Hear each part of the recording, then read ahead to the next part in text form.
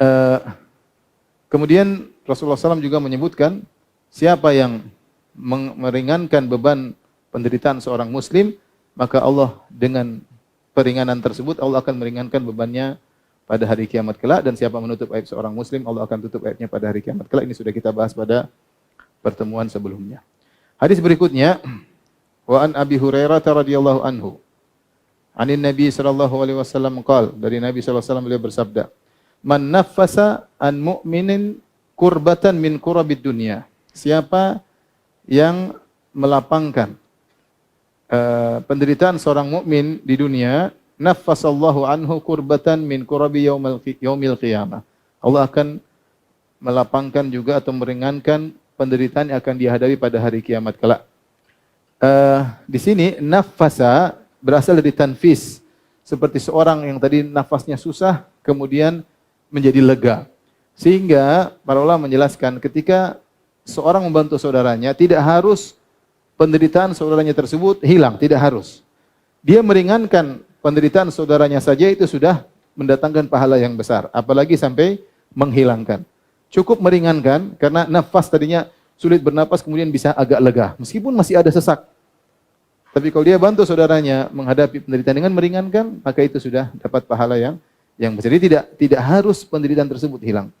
Kita mungkin misalnya ada seorang sakit, kita nggak bisa bantu dia secara totalitas karena kita nggak punya uang. Kita bantu sekedarnya, sebisanya, yang paling tidak dia merasa lega, meskipun penderitaannya tidak hilang.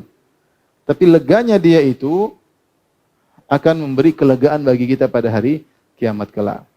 Dan di sini kata para ulama, Allah Subhanahu wa taala tidak mengatakan siapa yang menghilangkan penderitaan saudaranya di dunia, Allah akan hilangkan penderitaannya di dunia juga. Tidak. Tapi Nabi langsung loncat ke penderitaan akhirat.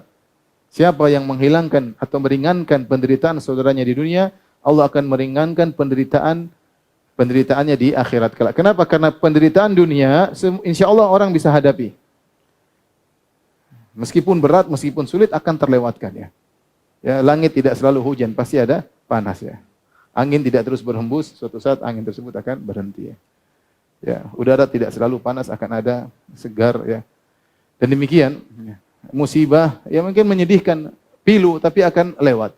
Seminggu, 2 minggu, 3 minggu, sebulan bisa hilang.